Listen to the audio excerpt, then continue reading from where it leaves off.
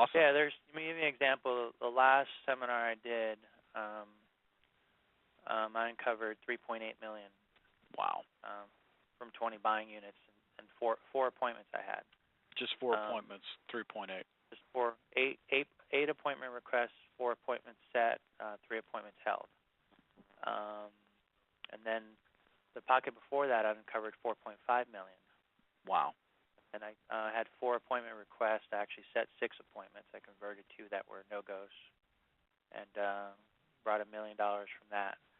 The seminar prior to that, 2.7 million uncovered. That's the one I told you. I really didn't work that hard.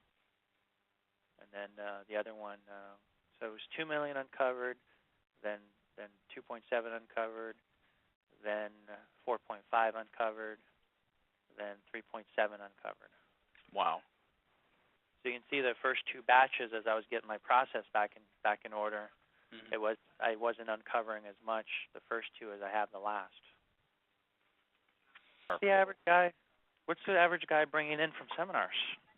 Well, that's the thing, is that it's information that our advisors have to tell us. They tell us success stories of maybe they've met with this one person and rolled this amount of money over and stuff like that. But they don't. I don't think most of the FAs don't really track the results, nor will they report it to us. So, Gotcha. Yeah, it's just one of those things where we just try to get that information. But we have spoken to a lot of FAs that they hear these horror stories, they had bad experiences, and I just don't think that they really understand it as well as you do. So, we're looking for ways. A lot of it's mindset too. Yeah, definitely, absolutely. A lot of it's, if you go into a room of 30 people and you've got the mindset that they're all just plate lickers and they're just there and they really don't have any interest. I look at somewhere along the line, maybe it was Max Lynn that taught me, when everyone walks in that room, they've got $1 million bill on the top of their forehead. And that $1 million bill represents the $1 million portfolio that they have, and they need to hire me as their advisor, so I can manage that $1 million that's on their head. You walk in thinking people don't have $1 million in their head and they got no money on their head, you're just not going to be very nice to them. Yeah. You have to build a rapport with them that you're looking to do. Plus, you've spent, your costs. You're at $50 a head, so you've got those people in there, and you gave them $50 each. So, how are you going to maximize that? For that, just don't do seminars and go hand out $50 to everyone down the street. If you're going to have a room and not work it. Exactly. What's the point? So I did seminars, but I didn't have any results because my attitude was all wrong. Communications is probably the biggest one. People talk, their broker's not communicating with them still. Do you set that up in your presentation at all? Do you talk about communication, or is that just something that I got a slide that talks about what separates it. It's like a quarterback huddle. Yep. And says that all financial advisors created equally. And I go through and I say, are all advisors created equally? Some people go, yeah. And I go, really? What's so equal about them? And they'll start talking, and one person will say, well, no. Some communicate better than others, and I let them get in a little debate. Say, absolutely, they're not. So you set that up, and then you have your audience debate that.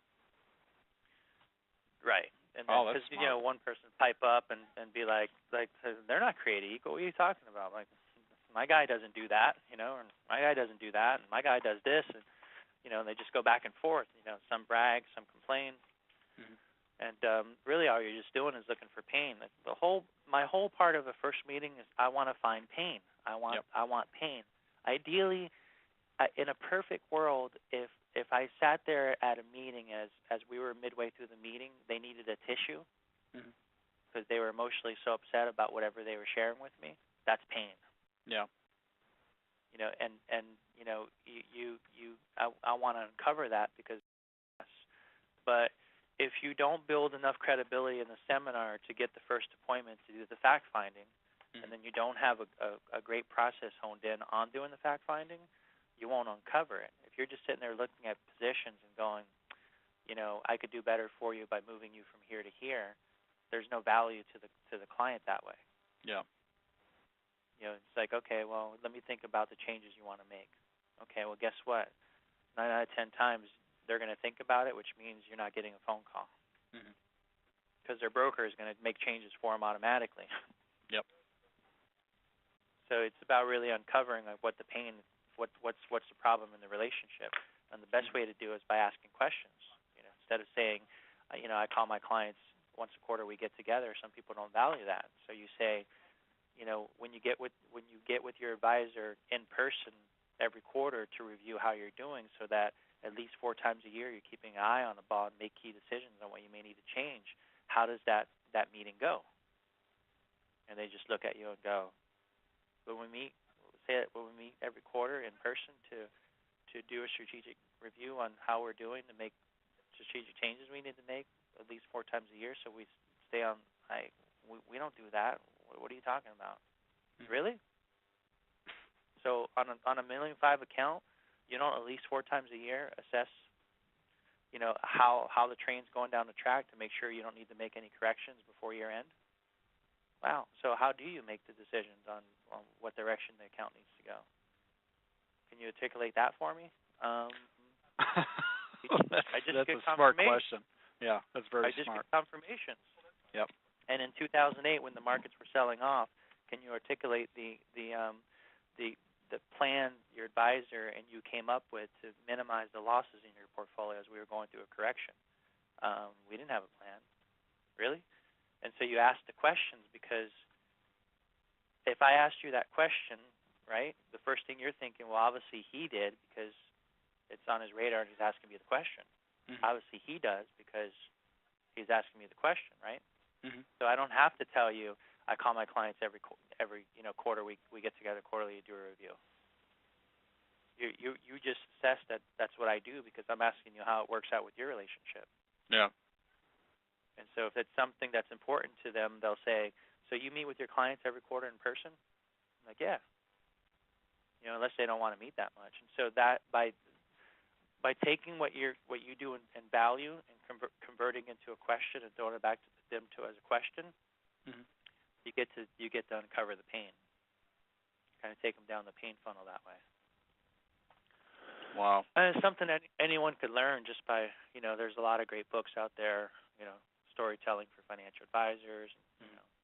There's a lot of things, but sales is sales. It's that's just another form of the takeaway. It's just a matter of refining that process. But if RME is getting me 25 to 30 people, Mhm. 2 nights a week, and I'm not bringing any business in, Yeah. I'm either not following up on it, or I don't have a great process. Yeah. And so you've got to be able to take a look and be honest with yourself of which is not occurring. Typically, what it is, it's the person's not following up with it, and if they are following up with it, they're just not good closers. Yeah. They won't ask for the business, so then they need to be knowledgeable of that and team up with someone that they can bring in to do the close. Mhm. That will bring the business in. So they do everything, lead the horse to the water, and then the person comes in as a closer. Wow. I look at closing as long as I'm closing and I'm doing it for the right reason. I can be a little extra strong on my close, Mhm. because I know when I get that asset, I'm going to take care of it. I'm not going to stick it in penny stocks or churn it or put it into something that the client doesn't want, or have them get a confirm and go, what's this? We never talked about it. So if you're the kind of advisor that knows you're doing the right things for clients, Mhm. why not use a little bit of why not keep going for the close and be a little bit more aggressive on asking for the close? You can be aggressive going for the close without being aggressive closing. Mhm. You know what I mean? Yeah. You can ask for the order without being like, you really need to go out with me tonight because I'm a stud and we're going to have a great time and you're going to have a great time and you're going to love kissing me at the end of the night. That you don't have to close like that. You can say, you're very sweet, and I'd love to learn everything about you from where you went to elementary school over a couple drinks, and if nothing happens after that, at least I got to meet a really cool person, interesting Yeah. person. There's a way you can do it so that it sounds a lot nicer, but you're still being stern on the fact that you want the order. which is your laid back approach. Yeah, which Yep. is laid back. Laid back doesn't mean not asking for business. It just Laid means back you're not means desperate hard for selling. business. Yep. And you're not hard selling. Mm-hmm.